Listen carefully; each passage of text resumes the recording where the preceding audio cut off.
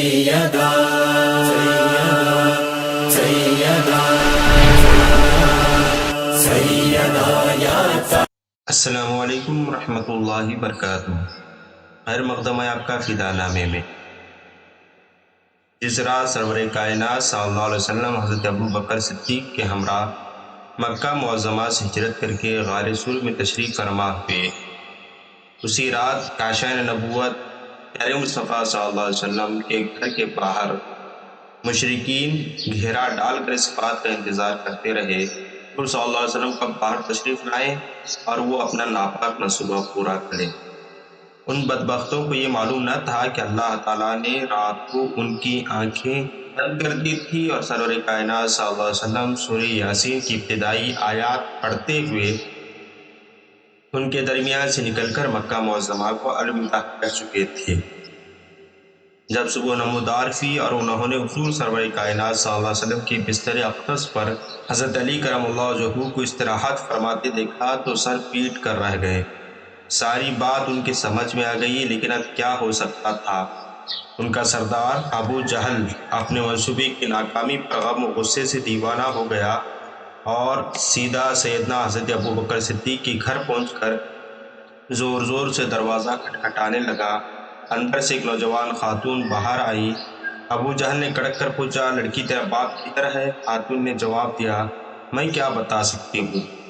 یہ سن کر ابو جہل نے خاتون کے چہرے پر اس زور کا تھپڑ مارا کہ ان کی کان کی بالی ٹوٹ کر دور جا پڑی۔ مظلوم خاتون بڑے صبر اور خاموشی کے ساتھ گھر کے اندر چلی گئی اور ابو جہل بکتا جھکتا وہاں سے دفع ہو گیا۔ یہ خاتون جنہوں نے فرعون قریش ابو جہل کے قہر و غضب کے مطلق پرواہ نہ کی اور ہجرت کے پرخطر راز کو اپنے نہا خانہ دل میں محفوظ رکھا، سید المرسلین صلی اللہ علیہ وسلم کی یار غار صدیق اکبر کی بڑی صاحبزادی حضرت اسماء تھیں۔ حضرت اسماء بنت ابو بکر صدیق رضی اللہ عنہ کا شمار نہایت بلند رتبہ صحابیات میں ہوتا ہے۔ ان کے والدہ کا نام قتیلہ بنت عبد العزیٰ تھا، نانا کا نام عبد العزیٰ قریش کے نام اور رئیس تھے۔ ام المومنین حضرت عائشہ صدیقہ حضرت اسماء کی سوتیلی بہن تھی اور ان سے عمر میں چھوٹی تھی۔ حضرت عبداللہ بن ابو بکر حضرت اسماء کے حقیقی بھائی تھے۔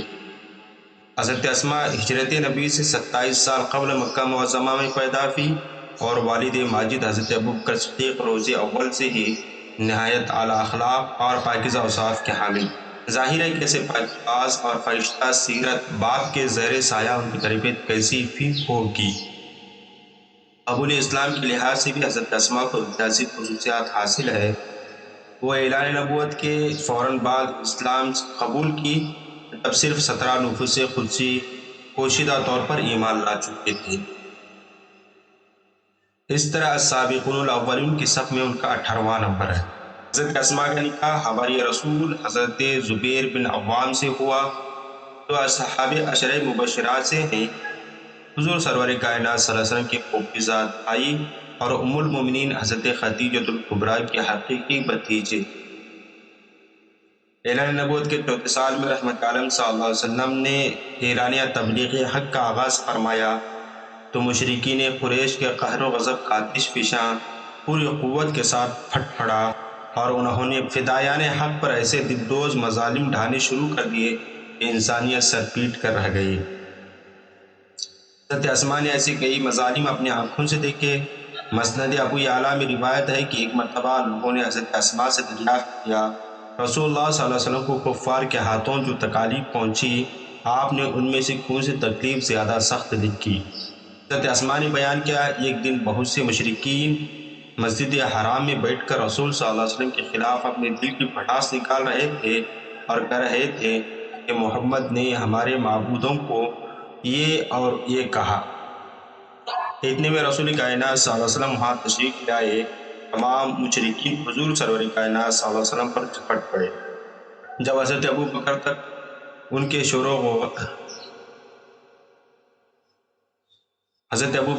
کے شور کی جب آواز پہنچی تو اس وقت وہ گھر میں ہمارے پاس بیٹھے تھے۔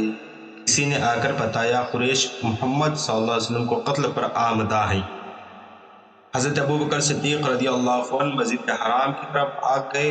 اس وقت ان کے سر پر 4 زلفیں تھیں اور وہ کفار سے کہہ رہے تھے، تمہارا ناس جائے، کیا تم اس آدمی کو قتل کرنا چاہتے ہو جو یہ کہتا ہے کہ میرا رب اللہ ہے، اور وہ تمہارے پاس اپنے رب کی جانب سے واضح دلائل لے کر آیا ہے۔ مشرکین نے رسول صلی اللہ علیہ وسلم کو تو چھوڑ دیا اور حضرت ابو بکر پر ٹوٹ پڑے، اتنا زودکوب کیا کہ وہ بے ہوش ہو گئے۔ جب انہیں اٹھا کر گھر لائے تو زخموں کی وجہ سے ان کی حالت تھی کہ ہم سر کی جس مینڈی کو ہاتھ لگاتے تھے بال جڑ جاتے تھے، اور حضرت ابو بکر کہہ رہے تھے، تبارک یا ذا الجلال والاکرام۔ اپنے آقا و مولا شفیق والد گرامی اور دوسرے اہل حق پر ظلم و ستم کے پہاڑ ٹوٹتے دیکھ کر حضرت اسماء کی دل پر جو گزرتی ہوگی اس کا اندازہ کرنا مشکل نہیں، تاہم وہ نہایت صبر و استقامت کے ساتھ یہ روحانی تکلیف سہتی رہی جب تک کہ اللہ تعالیٰ نے اپنے محبوب صلی اللہ علیہ وسلم کو مدینہ منورہ کی طرف ہجرت کرنے کی اجازت دے دی۔ سفر ہجرت میں حضرت اسماء کے والد گرامی کو رفاقت خیر البشر کا محتمم بالشان شرف حاصل ہوا۔ شب ہجرت کو حضور سرور کائنات صلی اللہ علیہ وسلم نے اپنے بستر مبارک پر اپنے جانثار ابن چچازاد بھائی حضرت علی کو سلایا اور خود سورہ یاسین کی ابتدائی آیات پڑھتے ہوئے دشمنوں کے درمیان سے گزر کر حضرت ابو بکر صدیق کے گھر پہنچے۔ مشرکین مکہ کو اللہ نے ایسا غافل کیا کہ انہیں خبر ہی نہ ہوئی کہ حضور سرور کائنات صلی اللہ علیہ وسلم کب اپنی کاشانِ اقدس سے باہر تشریف لے گئے۔ حضرت ابو بکر صدیق نے حضرت اسماء حضرت عائشہ صدیقہ کے ساتھ مل کر فوراً سامان سفر درست کیا، اور حضرت اسماء نے 2-3 دن کا کھانا تیار کر رکھا تھا تو اسے ایک تھیلے میں ڈالا اور ایک مشکزے میں پانی ڈالا۔ اتفاق سے تھیلے اور مشکزے کا منہ باندھنے کے لیے گھر میں کوئی رسی موجود نہ تھی۔ وقت کا ایک ایک لمحہ قیمتی تھا۔ حضرت اسماء نے فوراً اپنا کمرے بند نطاق کھول کر اس کے 2 ٹکڑے کر دیے، ایک سے کھانے کے تہلے کا منہ باندھا اور دوسرے سے مشکزے کا۔ رحمت عالم صلی اللہ علیہ وسلم حضرت اسماء کی اس خدمت سے بہت خوش ہوئے اور انہیں ذات النطاقین کا لقب سے عطا فرمایا۔ بعض روایتوں میں اس واقعے کو ایک دوسری روایت میں بیان کیا گیا ہے کہ وہ شب ہجرت میں حضور صلی اللہ علیہ وسلم نے حضرت ابو بکر صدیق کی معیت میں مکہ سے نکل کر غار سور میں نزول جلال فرمایا۔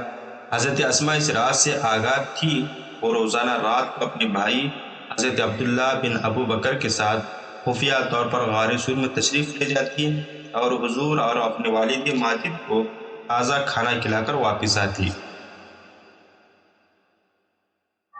تیسری رات کے آخری حصے میں حضرت عبداللہ بن اریقط جسے رہنمائی کے لیے مقرر کیا گیا تھا، اسب ہدایت 2 اونٹنیاں لے کر غار سور پر پہنچ گیا، اور اسی وقت حضرت اسماء بھی ایک تھیلے میں کھانا ڈال کر آ پہنچی۔ جلدی میں گھر سے چلتے وقت اس کو باندھنے کے لیے کوئی چیز ساتھ لانے کا خیال نہ رہا، چنانچہ انہوں نے اپنا نطاق اور رومال یا کپڑا جو اس زمانے میں عورتیں قمیض کے اوپر کمر پر لپیٹتی تھی کھول کر اسے پھاڑا، ایک حصے سے زادِ راہ کے تھیلے کا منہ باندھ کر ایک اونٹنی کے کجاوے کے ساتھ لٹکا دیا، دوسرا حصہ اپنی کمر پر لپیٹ لیا، اسی لیے انہیں ذات النطاقین کہا جاتا ہے۔ صحیح بخاری میں حضرت اسماء کا اپنا بیان ہے کہ جب توشہ دان کو باندھنے کے لیے کوئی اور چیز نہ ملی تو میرے والد نے مجھے اپنا نطاق پھاڑنے کا حکم دیا، اسی وجہ سے میرا نام ذات النطاقین رکھا گیا۔ المختصر واقعی کی صورت خاتوش بھی ہو، اس خدمت کی بدولت حضرت اسماء کو بارگاہ رسالت سے جو لقب مرحمت ہوا وہ آج 14 صدیاں گزر جانے کے باوجود زندہ ہے اور تاابد زندہ رہ کر ان کی عزت و شرافت پر اپنی مہر تصدیق ثبت کرتا رہے گا۔ حضرت اسماء نہایت راسخ العقیدہ مسلمان تھی، لیکن ان کی والدہ قتیلہ بنت عبدالعزیٰ شرف اسلام سے بہریاب نہ تھی، اسی لیے حضرت ابو بکر صدیق نے ان کو ہجرت سے پہلے طلاق دے دی تھی۔ ایک روایت کے مطابق طلاق کے بعد انہوں نے کسی دوسرے شخص سے شادی بھی کر لی تھی۔ صحیح بخاری میں ہے کہ ایک دفعہ قتیلہ مدینہ منورہ آئیں اور حضرت اسماء سے کچھ روپیے مانگے۔ حضرت اسماء ان کی مدد کرنا چاہتی تھی، لیکن ان کی شرک کی وجہ سے روپیے دینے میں تعامل ہوا، رسول صلی اللہ علیہ وسلم سے دریافت کیا، یا رسول اللہ، میری والدہ مشرک ہیں اور وہ مجھ سے روپیے مانگتی ہے، کیا میں ان کی امداد کر سکتی ہوں اور ان کے اس سوال کو پورا کر سکتی ہوں؟ حضور سرور کائنات صلی اللہ علیہ وسلم نے فرمایا، ہاں، یعنی اپنی ماں کے ساتھ صلہ رحمی کرو۔ ایک روایت کے مطابق پیارے مصطفیٰ صلی اللہ علیہ وسلم نے فرمایا، اللہ تعالیٰ صلہ رحمی سے نہیں روکتا۔ طبقات ابن سعد اور مسند احمد بن حنبل میں روایت ہے کہ ایک دفعہ حضرت اسماء کی والدہ قتیلہ ان کے لیے کچھ تحائف لے کر ملنے آئی۔ حضرت اسماء کی غیرتی دینی نے گوارا نہ کیا کہ اپنی مشرک ماں کے تحائف قبول کرے یا انہیں اپنے مکان میں ٹھہرائے، چنانچہ انہوں نے حضرت عائشہ صدیقہ کی معرفت رسول کریم سے دریافت کیا کہ اس موقع پر میرے لیے کیا حکم ہے۔ حضور سرور کائنات صلی اللہ علیہ وسلم نے فرمایا، ان کے تحائف قبول کر لو اور ان کو اپنے گھر میں مہمان رکھو۔ حضرت اسماء کے فرزند حضرت عبداللہ بن زبیر تاریخ اسلام میں بڑی اہم شخصیت کے مالک ہیں۔ امام حسین کے المناک شہادت کے بعد انہوں نے بنی امیہ کی قاہر طاقت کا جس استقامت اور شجاعت کے ساتھ مقابلہ کیا وہ اپنی مثال آپ ہے۔ حقیقت یہ ہے کہ حضرت عبداللہ بن زبیر کو امام حسین کے رفقا جیسے چند ساتھی مل جاتے تو وہ بنی امیہ کی سلطنت کا تختہ الٹ کر رکھتے تھے اور خلافت راشدہ کا نقشہ قائم کر دیتے۔ حضرت عبداللہ بن زبیر کی شہادت تاریخ کا ایک دردناک باب ہے۔ اس موقع پر حضرت اسماء نے جس حق پرستی، بے خوفی، صبر و رضا اور جرأت ایمانی کا ثبوت دیا وہ ان کی کتاب زندگی کا ایک تابناک ورق ہے۔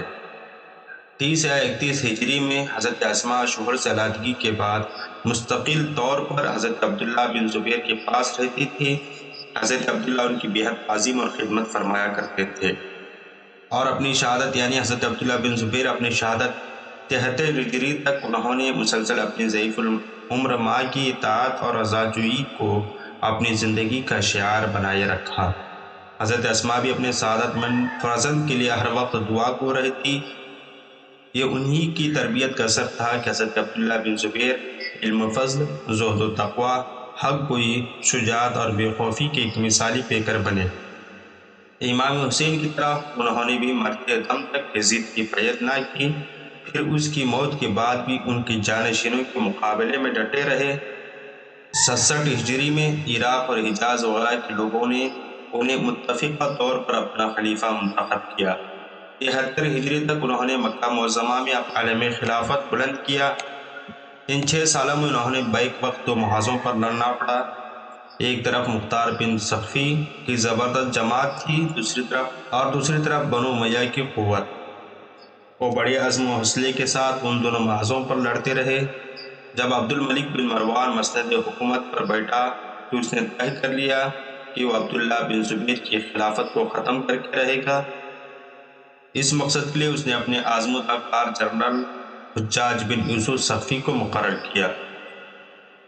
حجاج بن یوسف ایک زبردست فوج کے ساتھ یکم ذی الحجہ کو مکہ معظمہ کا محاصرہ کیا اور حضرت عبداللہ بن زبیر نے بے مثال استقامت دکھائی۔ 6 ماہ تک قومی فوج کو مکہ معظمہ پر قابض نہ ہونے دیا۔ بالآخر مکہ معظمہ میں شہادت نصیب ہو گئی۔ عبداللہ بن زبیر کی شہادت اور مکہ پر حجاج بن یوسف کا حملہ۔ حجاج بن یوسف کا مکہ معظمہ پر حملہ، حضرت عبداللہ بن زبیر کی شہادت، تاریخ کا وہ باب ہے جس کی بھرپائی سالوں تک نہیں ہو سکی۔ حجاج بن یوسف نے جو ظلم و بربریت کی، مکہ معظمہ پر پتھر برسائے اور حضرت عبداللہ بن زبیر کو جس طرح سے شہید کیا اور جن کی لاش کو شہر سے باہر لٹکا دیا گیا، انشاءاللہ ہم اس کو کسی اور قسط میں جب حضرت عبداللہ بن زبیر کا تذکرہ ہم کریں گے تو اس وقت تفصیل سے بیان کریں گے۔ خیر، ہم عرض کر رہے تھے حضرت اسماء علم و فضل کے اعتبار سے بھی بڑا اونچا درجہ رکھتی تھی۔ ان سے 56 حدیث مروی ہیں۔ راویوں میں حضرت عبداللہ بن زبیر، عروہ بن زبیر، ابو بکر عباد و عامر، یہ دونوں حضرت عبداللہ بن زبیر کے صاحبزادے ہیں۔ عبداللہ بن عروہ، عبداللہ بن کیسان، فاطمہ بن منذر بن زبیر، محمد بن مکندر، ابن ابی ملیکہ، وہب بن کیسان، مطلب بن انتب، ابو نوفل وغیرہ جیسے اصحاب شامل ہیں۔ حضرت اسماء نے اپنی طویل زندگی میں زمانے کے بے شمار نشیب و فراز دیکھے۔ وہ تاریخ اسلام کی ان معدود چند ہستیوں میں سے ہیں جنہوں نے جاہلیت کا زمانہ بھی دیکھا اور پورا دور رسالت اور خلفاء راشدین کا عہد باسعادت بھی دیکھا، اپنے عظیم المرتبت فرزند کا دور عروج بھی دیکھا اور ان کی المناک شہادت کا منظر بھی دیکھا۔ ان پر بارہا مصیبتوں کے پہاڑ ٹوٹے، لیکن انہوں نے ہر موقع پر اپنا بے پناہ عزم، استقلال اور جرأت ایمانی کا مظاہرہ کیا۔ بلا شبہ وہ تاریخ اسلام کی ایک محترم بشان شخصیت ہیں۔ ان کا درخشندہ و تابندہ کردار مسلمانوں کے لیے تاابد مشعل راہ بنا رہے گا۔ آپ سے درخواست ہے کہ اگر آپ نے ہمارے چینل کو سبسکرائب نہیں کیا ہے تو سبسکرائب کر لیں، بیل بٹن کو بھی پریس کریں اور اس ویڈیو کو اپنے دوستوں احباب تک ضرور شیئر کریں۔ اور اگر یہ ویڈیو آپ فیس بک پر دیکھ رہے ہیں تو فیس بک پیج فدا نامہ کو ضرور فالو کریں۔ السلام علیکم۔